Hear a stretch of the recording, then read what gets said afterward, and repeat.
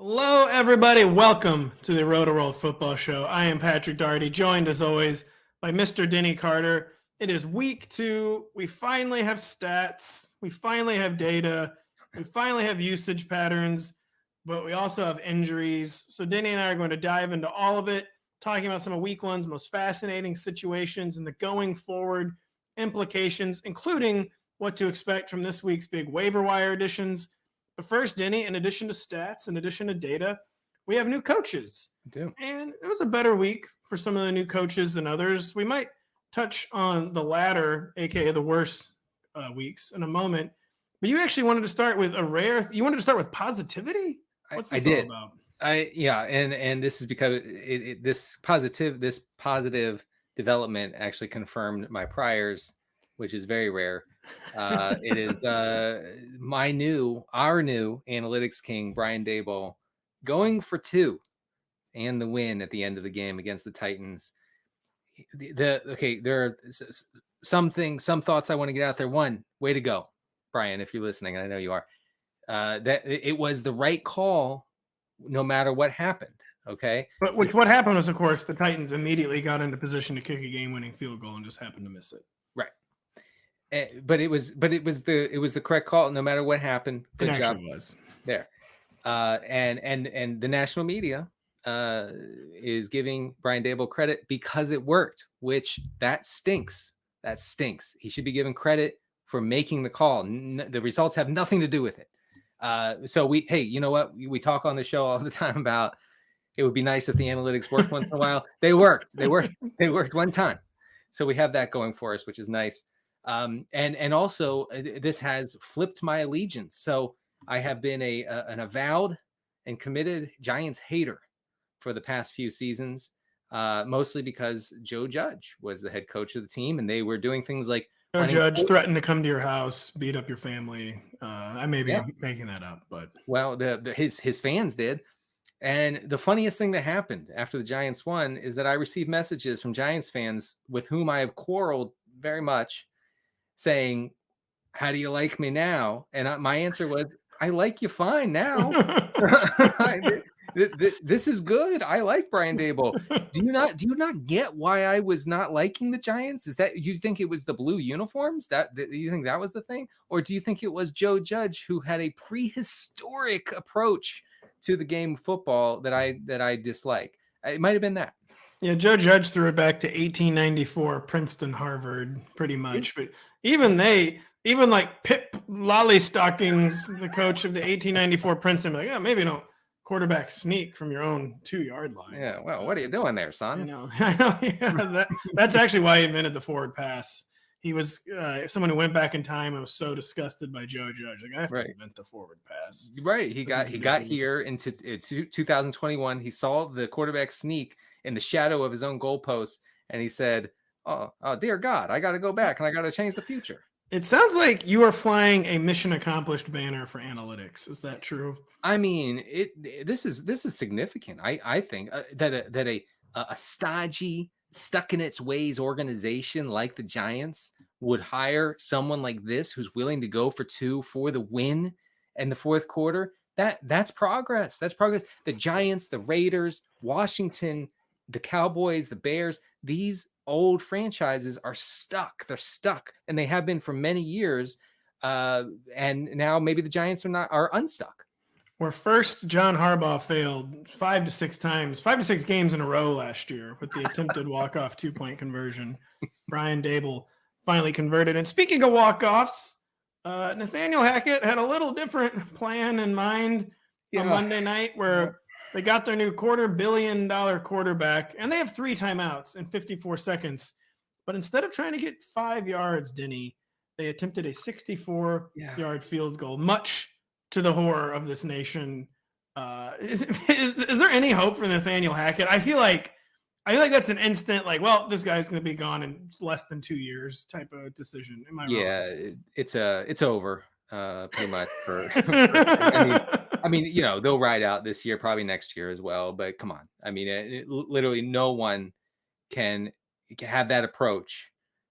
Desperately trying not to lose. That was the overriding goal there. I don't want to lose. I don't want to win, but I don't want to lose. that was, that precipitated what happened. That's a huge red flag. And once again, I'm asking NFL organizations, please have your coaches play video games so that they know what to do in those situations. We need simulations for every coach. I mean, seriously, you've got to play that too. To run up the score, to pad the stats if you ever play the video games. And with Nathaniel Hackett, so I was pretty sure it was over. Denny choking, laughing. Yeah. I was pretty sure it was over when he made the field goal decision. I'll tell you when I really knew it was over for Nathaniel Hackett is I was watching his post-game press conference, and he addressed someone in the media as "sir." Oof. I'm like, you can't. Nathaniel, if you have respect for the media, you're not going to last long in this NFL coach fraternity. You were supposed to loathe the media. You were supposed to treat us with nothing but contempt. Yeah. And having respect for the media, I was like, wow, this guy's in out of his. He's probably too nice. I think that's the issue. I mean, I get it. If you're like one of these prodigies, like a Sean McVay, who is 15 to 20 years. If you're a literal kid like Sean McVay, then have a little respect for the media. Then saying "sir" to a guy who has covered your team since before you were born, I think that's okay. Yeah. But Nathaniel Hackett is no spring chicken, and I am concerned about that too. Yeah, we're ostensibly in the media, but treat us with contempt. Yeah, no, you got to kick us in the teeth, Nathaniel. Yeah, please. That's just not. That was a really, really bad sign. But these coaches, we'll see what happens. Nathaniel Hackett. 2 years tops. I think that's pretty much settled. They made a huge mistake. Brian Dable, Lombardi's and his future. Denny, the first place fantasy managers will be looking for waiver wire salvation is the 49ers backfield and Jeff Wilson following Elijah Mitchell's knee injury. He's out 2 months. Jeff Wilson looks good on paper, the lead back in a run-first offense, but as hardened fantasy veterans know, the road to Kyle Shanahan hell is paved with the best of waiver wire intentions, Denny. Is Wilson actually going to help people, or will this be a commitified mess? Will Tyrion Davis-Price just suddenly be the lead back after being inactive last week? Will Jordan Mason live up to the hype, or should we actually believe in Jeff Wilson? I couched my Jeff Wilson take in the waiver wire column, which you can find on NBCSportsEdge.com. I couched it with saying that, A, you have Dabo in the backfield. B, you have Trey Lance in the backfield. And then C, and not insignificantly, you have Tyrion Davis-Price, who will probably be active this week. If he's not active, that's a huge development. If he's not active, then talk about someone who will be joining Nathaniel Hackett like in the bread line. Right. If TDP is not active this week. So TDP, as the kids are calling him, he will be active. And the reason he wasn't active, in our own Ray Summerlin actually made this point on Twitter today. I think it's a good dot connecting process here.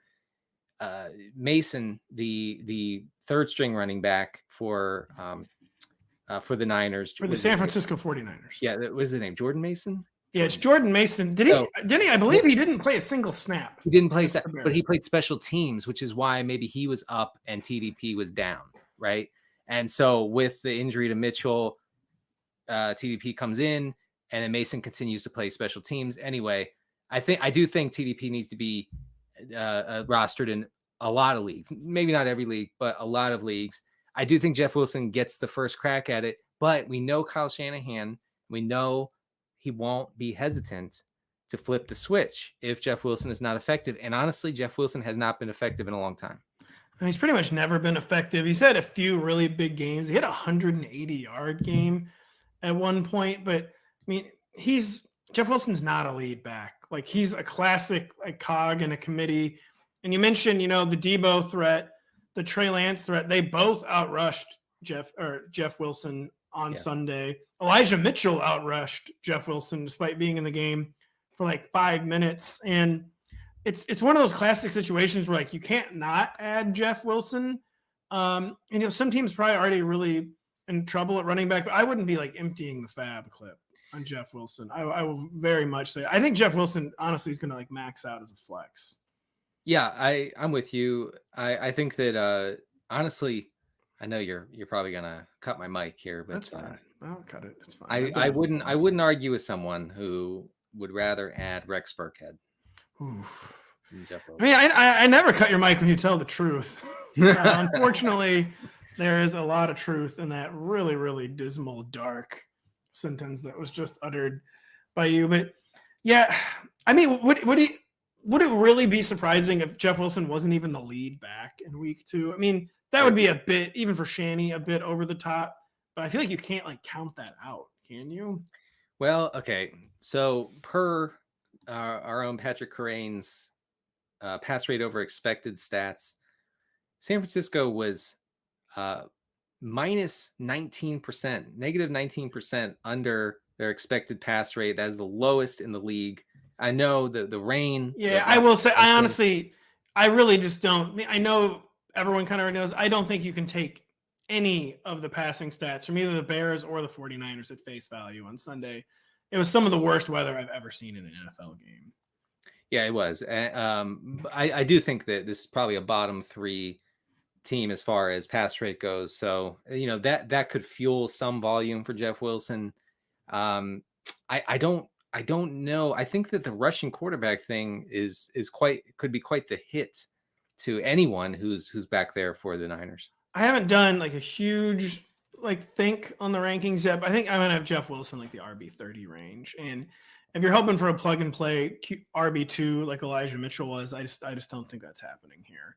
And so Adam, make a reasonable bid, but like live to fight another day, basically, if you really need a running back and you've got fab to burn, because it's week 2. So hopefully you still have fab to burn. But live to fight another day is what I would say with Jeff Wilson. Beyond San Francisco, Denny, we have the Los Angeles Chargers in a receiver core road tripping to Kansas City on a short week without Keenan Allen. At least we think without Keenan Allen. That is not official yet for a 54.5 totaled affair. Fantasy managers who took late round flyers on Josh Palmer were probably disappointed by his week 2 output. DeAndre Carter was kind of disappointingly involved, but Pro Football Focus's Nathan Yonke charted Josh Palmer is playing every snap in 2 receiver sets. So the usage was still pretty good. Is he a preferred ad who will immediately start paying dividends for fantasy managers who didn't draft Josh Palmer this summer?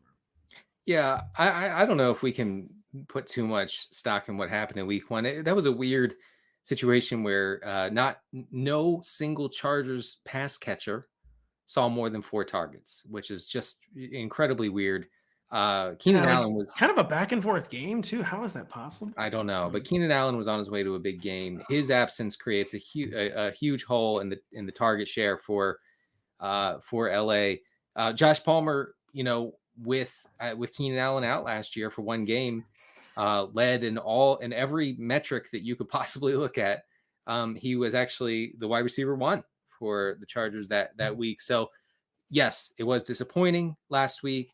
But this is your chance. You may not get a whole lot of chances to confidently use Josh Palmer in 12-team leagues. This is your chance. Yeah, I think you just totally shake it off. You don't worry about DeAndre Carter, who apparently is the next man up in the receiver core. Looks like he's the 4th receiver over Jalen Guyton. But again, he was charted as playing every snap in 2 receiver sets after Keenan Allen left the game. So that's really the only bullet point that matters for me with Josh Palmer in week 2. Disappointing as the targets were. I mean, do you have any thoughts on Mike Williams, by the way? We weren't going to talk about this, but is there any 4 targets? Like you said, by definition, no one had more than 4 targets. Have you come across any Mike Williams factoids, or is it just Mike Williams being Mike Williams? Yeah, I have not, and I have looked actually, but he led the team in pass routes against the Raiders, and he led the receivers in snaps by a pretty good margin. Again, 4 targets. It's just, man, it's pretty baffling. You would think that Brandon Staley's analytics say you get tired after more than 4 targets. Right. Kind of like in baseball, you don't want the pitcher facing the lineup a 3rd time. So they've set a hard cap for everyone's targets per game at 4. I didn't know that about baseball. That's interesting. It's actually pretty disappointing with the Chargers, though, Denny. It is. Yeah, it is. Never more than 4 targets now for Keenan Allen. I feel like we have to adjust. Well, and I would say don't freak out. I also say this moving back to serious mode now with you. You're saying don't freak out about Mike Williams. Yes, I'm sorry. I lost your the joke took on so many levels that I wasn't sure where we were. So went down a few different rabbit holes. So maybe my brain just started to tune it all out. Yeah, don't freak out. I mean, if you drafted Mike Williams, and you hated yourself in week 1, first of all, welcome to the club, and secondly, you're playing him in a game that should go back and forth. Mike Williams has had big games against Kansas City's secondary, so just plug him in, and I believe things will get better. It's pretty bad that a riff actually broke your brain. I wasn't sure that was possible. It did. You riffed so hard that my brain said, nope, I cannot process. So I was trying to hold on to 2 thoughts at the same time, your riff and then Mike Williams. And I just decided, nope, I'm going with Mike Williams. You didn't know the third time through the order thing, by the way. It's one of the many things ruining baseball right now. Like we have no ace pitchers anymore because your numbers decline precipitously when you face a lineup for the third time. Real quick, just on baseball, they're banning the shift. Is that correct? They are. Okay, and that's bad.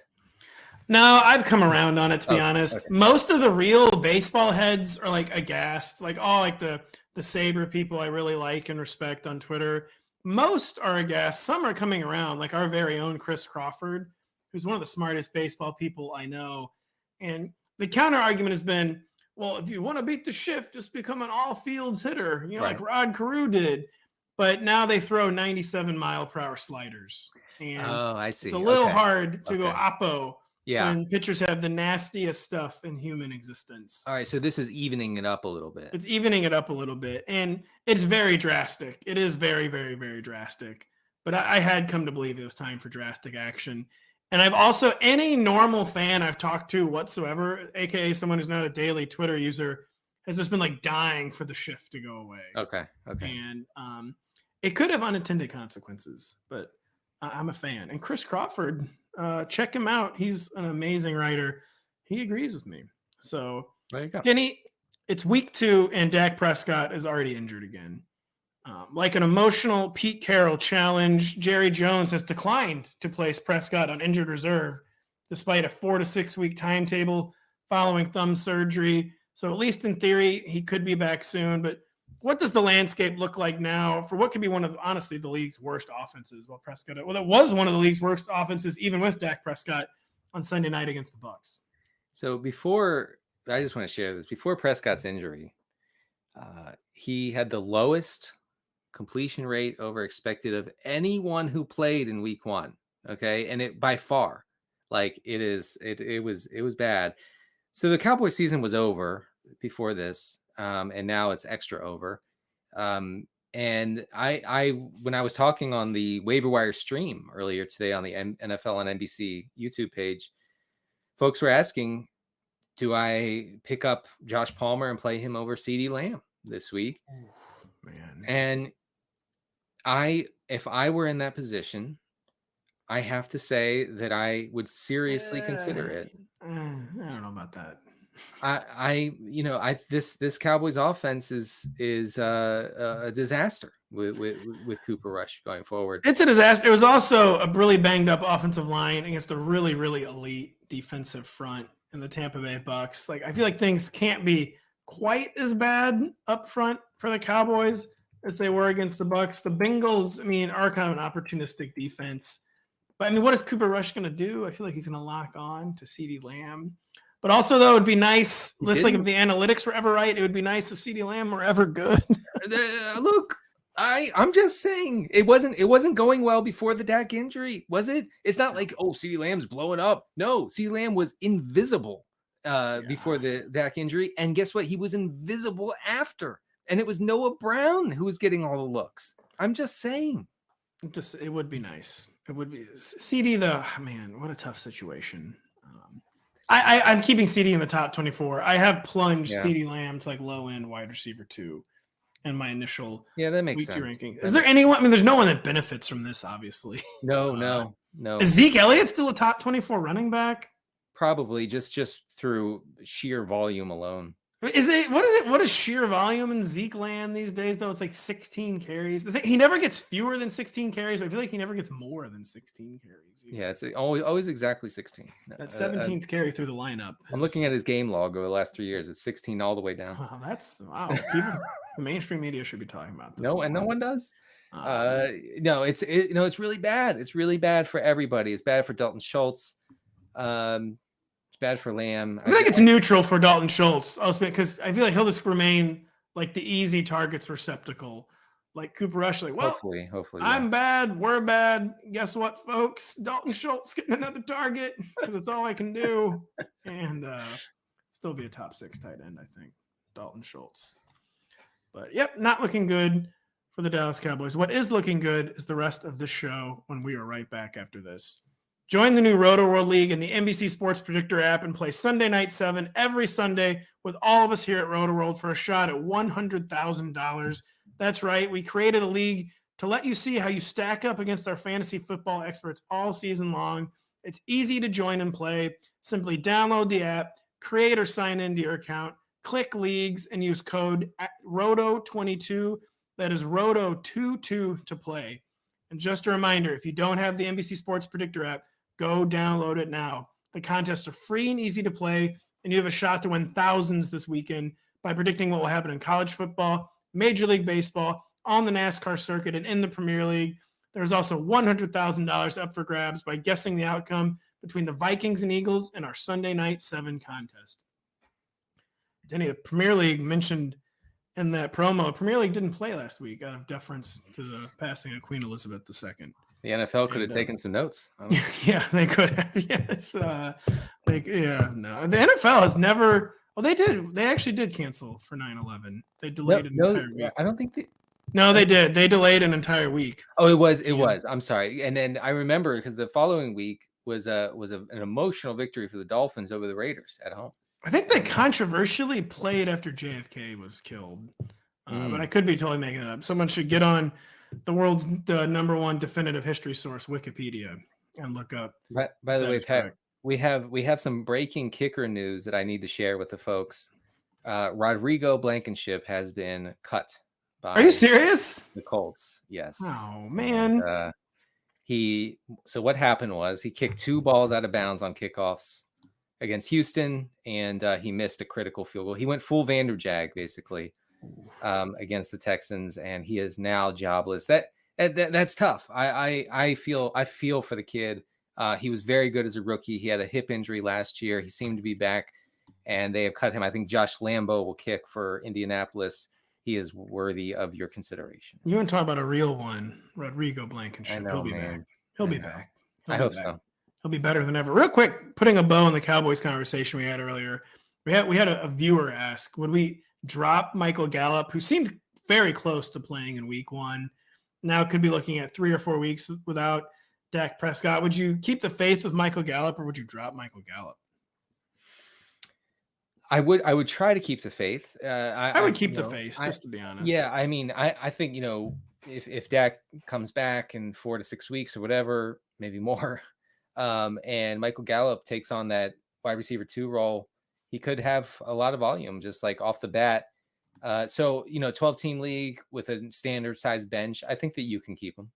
Yeah, that offense definitely needed a second safe haven for wide receiver targets, and Michael Gallup will be seeing a lot. He's in a 10-team league, by the way. Would you drop him in a 10-teamer? I would. Probably, yeah. So sorry, Michael Gallup.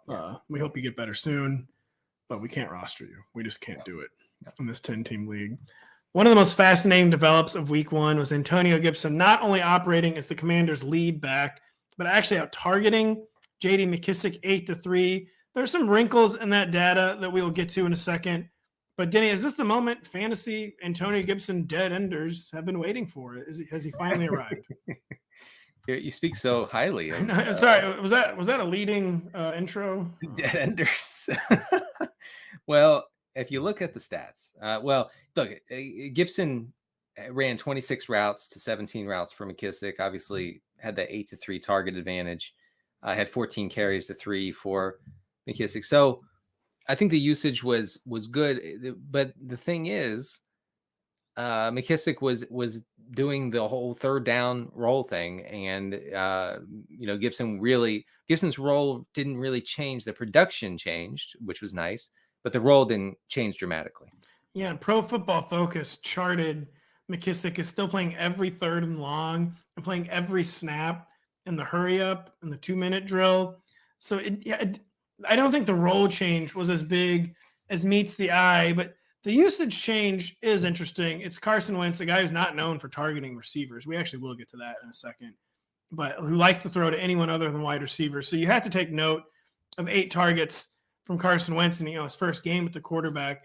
And I would also say with Antonio Gibson, maybe it's a situation where, at least until Brian Robinson gets back, where it's like kind of like Joe Mixon, where he's not playing every third down, but he's playing like enough third downs. Like maybe he's not playing like in the really high leverage third down situations, but he plays like enough third downs.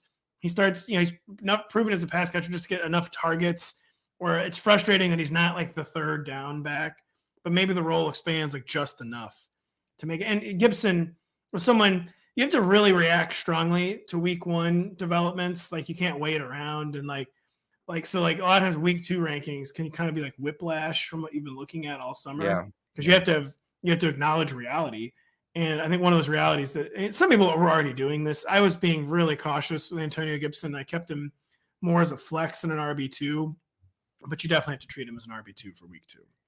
Yeah, and he's probably going to get goal line carries. He's a short yardage back. And by the way, the Commanders have a pretty nice matchup against what looks like not a great Lions defense. Yeah, the Commanders, a lot going on with the Commanders in week 1. Curtis Samuel comes back for 11 targets. He turned him in only 55 yards, 8 catches, but he did score a touchdown. Kind of like 4 carries for a guy who kind of dabbled in being Dabo before Debo was Debo. Really interesting week for Curtis Samuel. And then Jahan Dotson scores 2 touchdowns in his NFL debut, only on 3 catches. So like a lot of really, really weird stat lines for the Commanders. And just what are your takeaways for people who are either thinking about adding Jahan Dotson, adding Curtis Samuel, have already added Curtis Samuel, Jahan Dotson? Like what is real there? What can maybe be sustainable going forward? The question I've gotten a lot today is, do I add Dotson or Samuel? And the answer, based mostly on week 1 usage, is Samuel to me. Dotson's final line against Jacksonville looks a lot better than it should have been with those 2 touchdowns. Was not targeted heavily. I think 5 targets on a bunch of routes. He ran as many routes as Terry McLaurin and only got the 5 targets. Whereas Curtis Samuel ran that route on 80%, which is strong, but it's not 90+% like Dotson. And his target per route run was way higher. And get this, Pat, his his average depth of target was under 2. We are talking about a full PPR scam going on with Curtis Samuel, and I love it. I think you add him. There was a lot of that. 41 attempts, for Carson Wentz. I wonder if that's going to be the plan every week. Yeah, well, they were way above. Look, there were some shocking things, and I don't want to get too far afield here, but you have at the top of the pass rate over expected for week 1, you have the Dolphins, the Chiefs, the Seahawks, and Washington. Yeah, that is very interesting. So maybe they'll be the Commanders will be actually somewhat pass heavy. I mean, they didn't have to be. They didn't have to be against the It's Jags. still Scott Turner, right? Is their offensive coordinator? Yeah. He's always kind of wanted to be pass heavy. So maybe he trusts his personnel. Or it's crazy when Carson Wentz is the guy you trust. But you gotta give him credit. You do. Gotta give him a little credit. You gotta hand it to him. You always gotta hand it to Carson Wentz, he's better than Taylor Heineke. I will admit it. Good.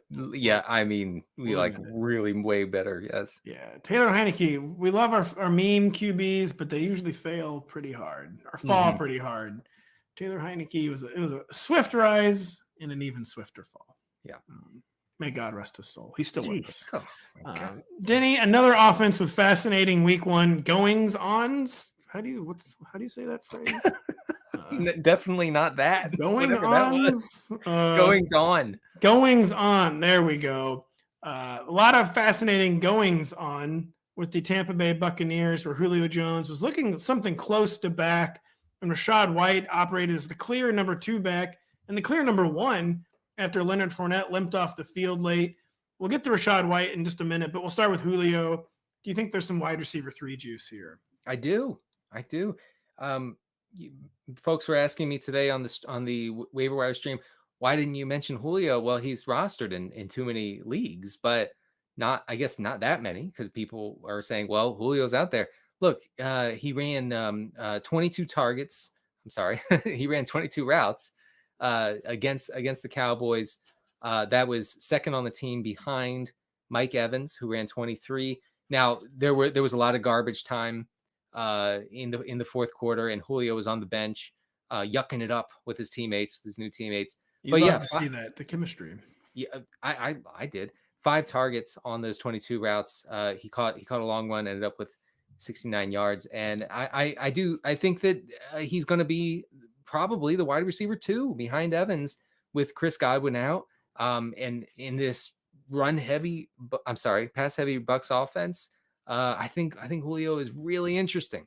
I think even when Godwin comes back, Julio could be in the top 36. And we saw a Bucs situation last year where they probably would have 3 top 24 wide receivers if everyone had been healthy at the same time and Antonio Brown had not been Antonio Brown. So I don't think 3 like top 36 will be all that crazy. And Julio, I think Next Gen Stats recorded him with one of like the fastest top speeds of any player in the NFL in week 1. So physically still seems to be there. It's just a matter of he can keep his hamstrings healthy.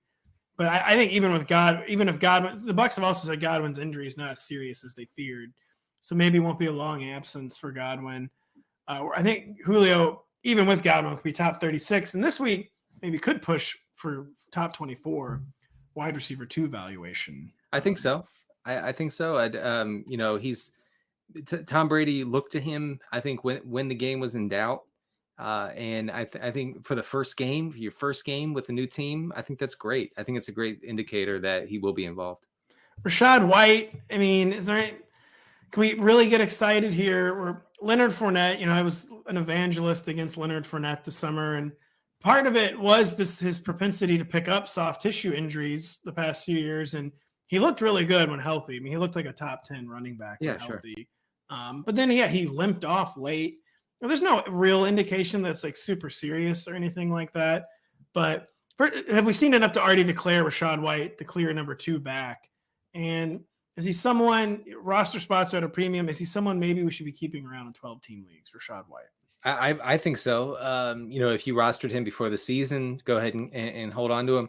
I mean, he was the lead back when Fournette gimped to the sideline, and honestly, I thought there was something to that. I mean, he's okay. I do think it's going to be worth tracking his practice participation, especially later in the week. I mean, Lenny's old-ish, and he's like 27. But he seems very old.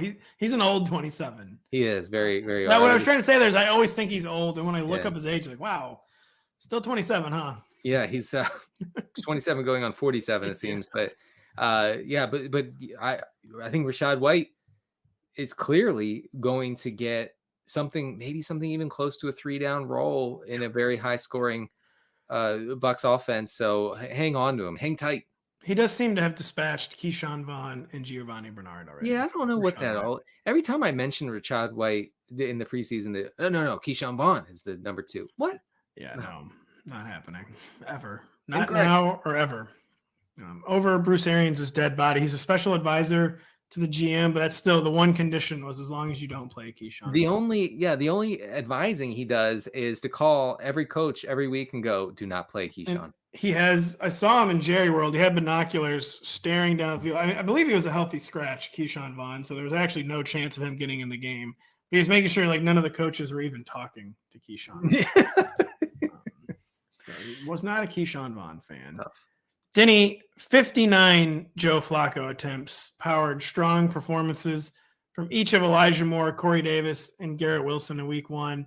But we would assume that is not going to be the plan going forward with the Jets. I will say I assumed that last year, and they just never stopped passing either. Sorting through this snap and target data, what do you think some of the takeaways for fantasy managers should be going forward? Because the Jets were like a very confusing situation when I was doing my initial week 2 rankings. Yeah. Like, I don't really know how to separate Garrett Wilson and Corey Davis.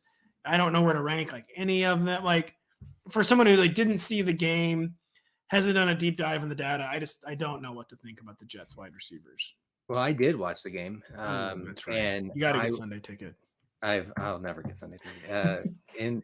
And yeah, I mean, everything is inflated. We have to remember that, the Jets are probably not going to drop back. I think Flacco dropped back 64 times.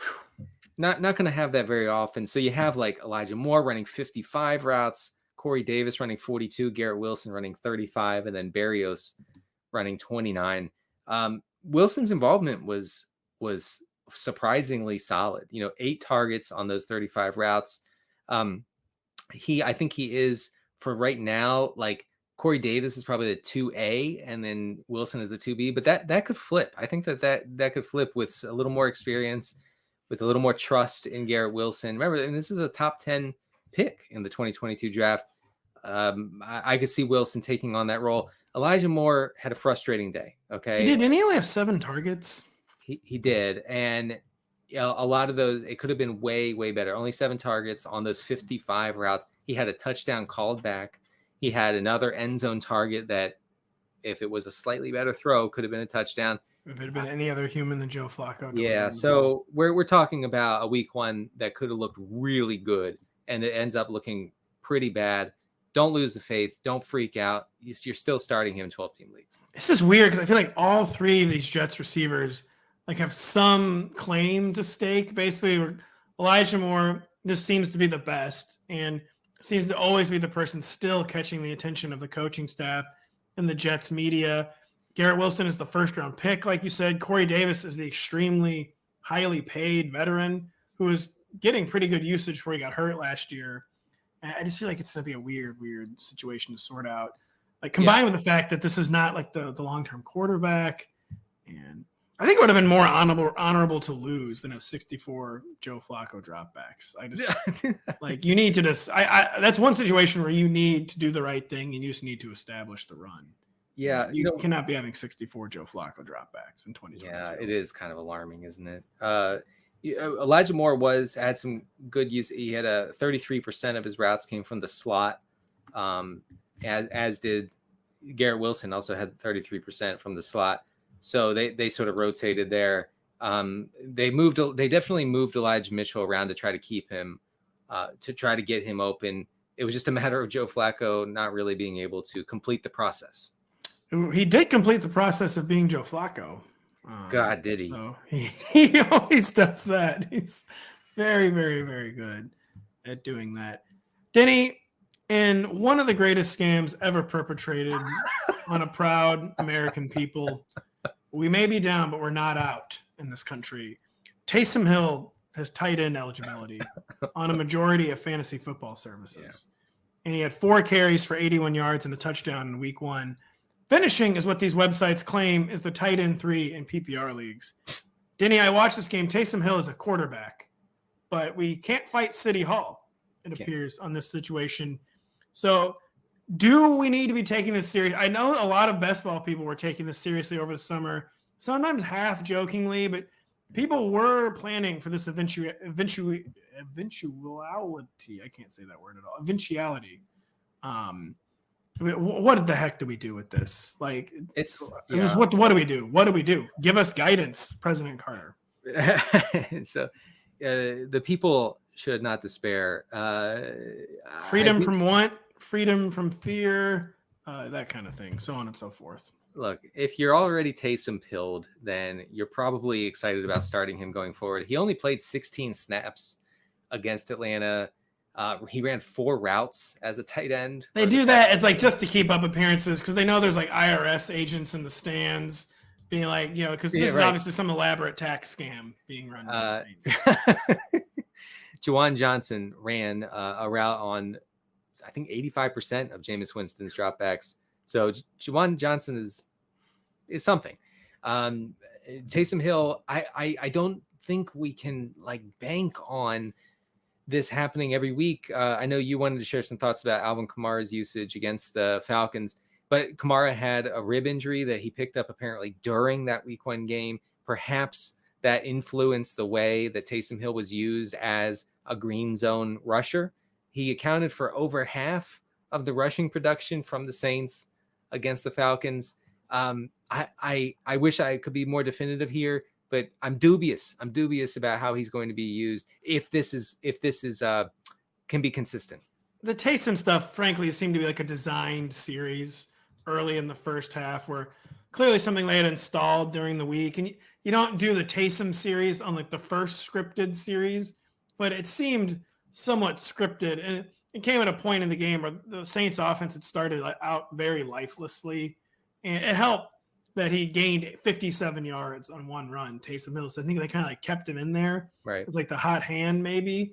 But it seemed like a very like niche part of the game plan, and like not something that was going to be like a theme. And it basically just worked really, really, really well for that one series. Taysom, man, I really don't think you can be trusting him as your tight end one. Because the weeks like this are going to be very, very few and far between. He's also very injury prone. I mean, as much as that is a thing, we know that might not even be a thing.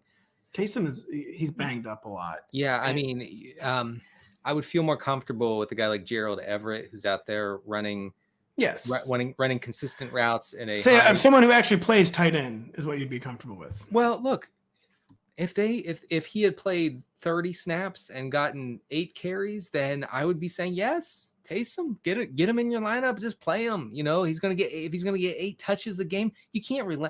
There's no other tight end on the waiver wire who's going to see 8 touches a game. So do that.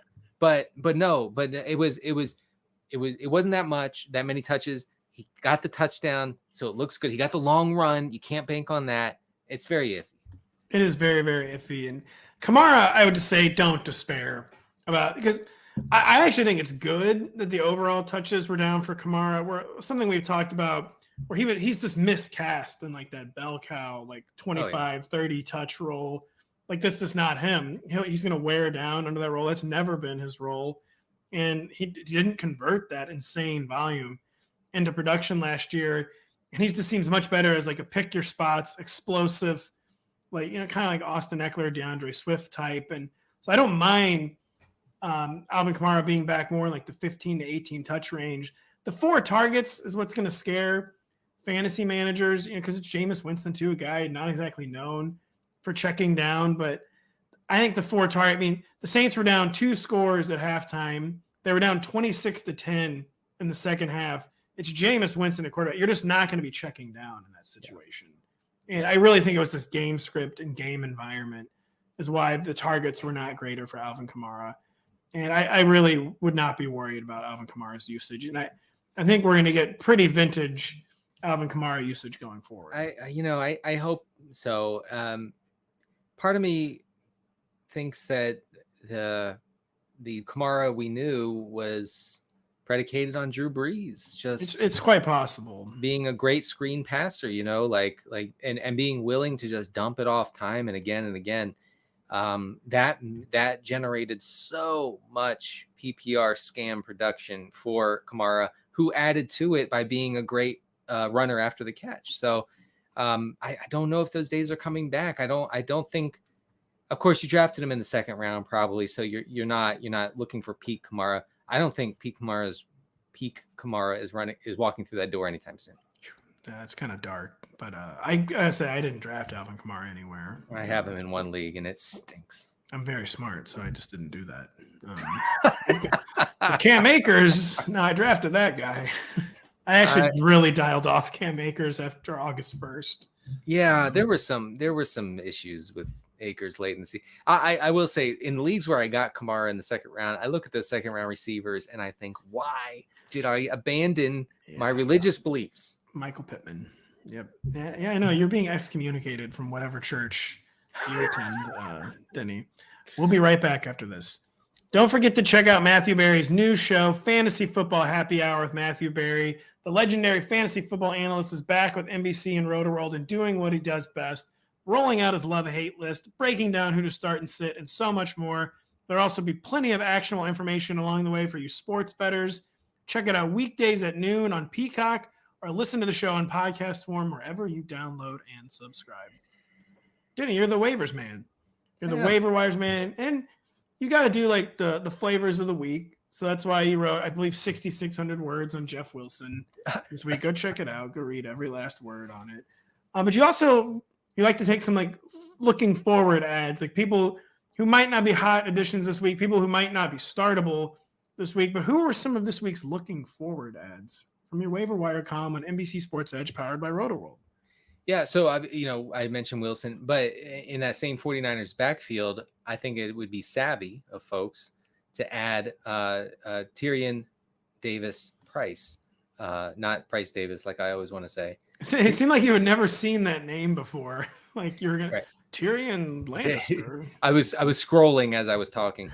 Tyrion Davis Price, like I said earlier in the show, it could end up being the early down back for the Niners. So if you don't want to go, if you don't want to spend a lot of free agent budget, if you don't want to use your top waiver claim to get Jeff Wilson, just scoop up TDP and be done with it. So, would you rather add Tyrion Davis Price or Jordan Mason?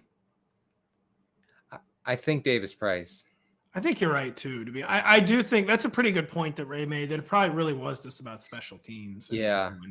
I was really I really thought that was a good point. So, and then some other running backs that I mentioned in the piece to add, just looking forward. Benjamin was very much the clear cut number 2 running back in Arizona behind James Conner. Now, as long as James Conner is okay, healthy, upright, Benjamin will not be a thing for fantasy. But he has great contingency value. Darrell Williams, by the way, is a non-entity in the backfield, did not see the field against the Chiefs. He seemed like someone who might not have a roster spot for much longer. So add where you can. Some other guys low roster. Jaylen Warren for the Steelers. He played every snap after Najee Harris left the game with his foot injury. Apparently Najee is okay. He's one of those running backs who's never really hurt. So but you might want to scoop up Warren on your bench. Dontrell Hilliard is the clear insurance behind Derrick Henry. Raheem Mostert is available in half of leagues. And he would be the lead back for Miami if anything happens to Chase Edmonds. So those are just some guys who, again, don't have much appeal right now. You can stash and something happens to the starter. We're not wishing that, but it does happen. The chaos takes hold, and suddenly you have a guy who sees 15 to 18 touches. Denny, someone we weren't going to talk about today, but someone has asked, who's watching live, someone I did not know how to rank this week, about James Cook. Right. Like, is he even rosterable right now? I kind of feel like he's not. I don't think so. No, I mean, he had that fumble, I think, on his first touch. It was his first career touch, the good old-fashioned Kareem Hunt. I mean, wow. And he's not going to get the forgiveness that Andy Reid offered Kareem Hunt. Zach Moss needs to be added in a lot of leagues. Zach Moss appears to be back from his injury ravaged 2021. Really, I mean, it was bad for him. In 2020, folks forget he was the lead back over Devin Singletary for a stretch there, especially late in the season. Zach Moss is one Devin Singletary injury away from being the lead back in Buffalo. So pick him up. Yeah, the Athletics' Joe Biscaglia beat that drum all summer, including on our podcast, and it was correct that Zach Moss was going to be part of that. He didn't look very good against the Rams, I will say. And Devin Singletary, again, looked like the best Bills back. They just do not want to commit to him. Yeah, right. So I would say Moss is not usable until something happens there. But the James Cook thing, I'm sorry to the drafters, not happening. Denny, you wanted to mention, I was hoping to kind of run out the clock on this. You wanted to talk about Greg Dortch. What team does he even play for, Denny? Tell the people about Greg Dortch. Greg Dortch plays for a team known as the Arizona Cardinals.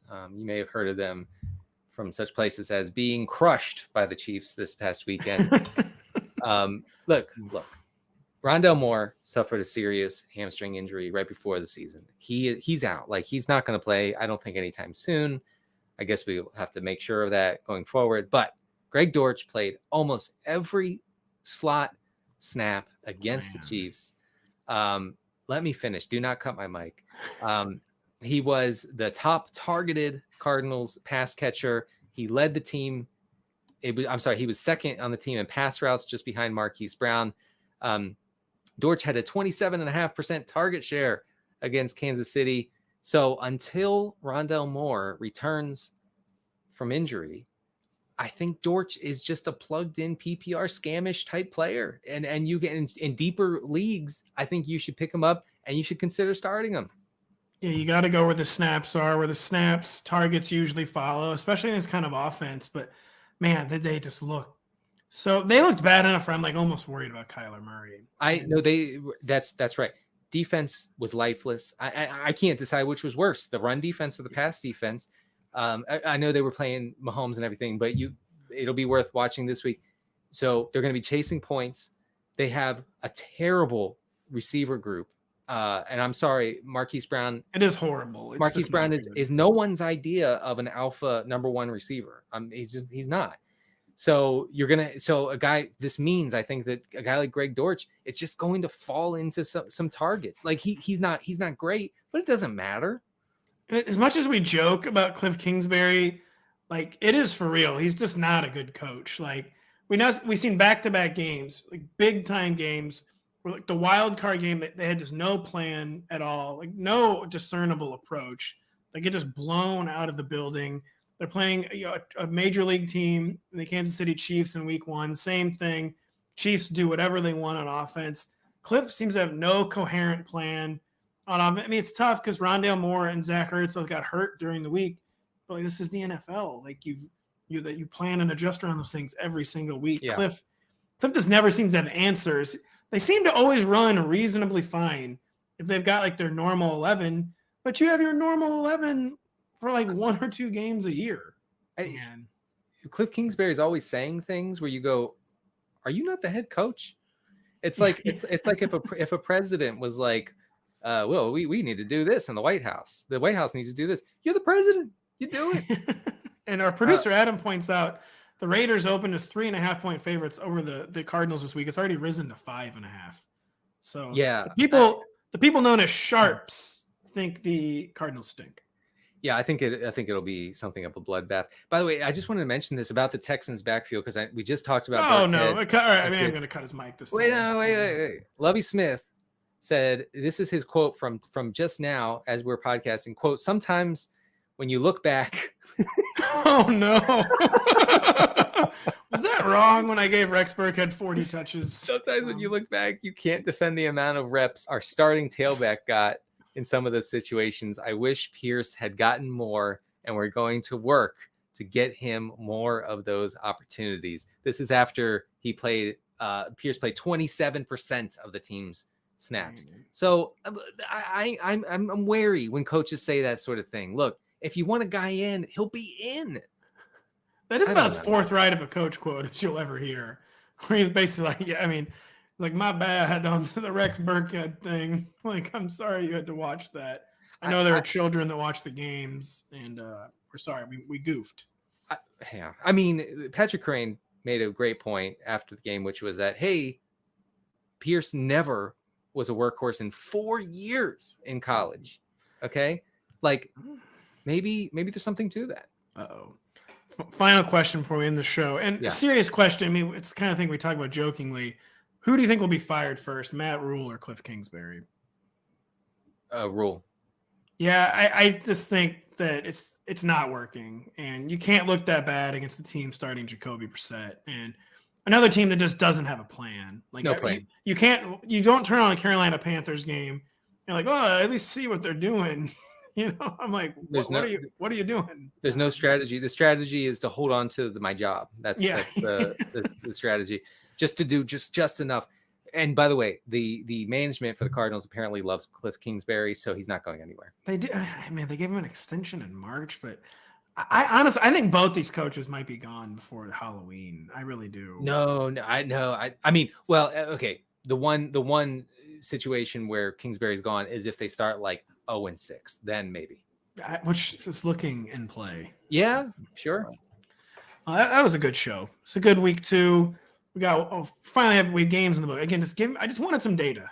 That's all I wanted. I wanted new stats. Me too. I have been done nothing but look at that data for 48 hours straight. I'm engorging on it. Yeah. I need to take a nap. I've had enough data to last a lifetime. Now I want less data. Thankfully, the season's over. Yes, thank you. Thankfully, this show is over. Thank you so much for joining us. Please check out the site. Check out Denny's waiver column. Check out my rankings in a day or two. Check out our Week 1 preview show in 2 days with myself, Denny Carter, Kyle Dvorchak, and a triumphantly returning Patrick Corain from the city of Las Vegas, Nevada. We'll break down all of Week 2's games. Thank you for listening. For Denny, I'm Pat. We'll catch you later. Hey, it's Matthew Berry from NBC Sports and Rotoworld.com. Just want to thank you so much for watching what you just watched, or at least being too lazy to click out of it after the autoplay just kept it going. So either way, thank you so much for just letting it scroll by your screen. And now I'd like to ask you respectfully, okay? Respectfully, please subscribe to the NFL on NBC YouTube channel for the latest NFL news, fantasy headlines from Rotoworld, and betting analysis from NBC Sports Edge.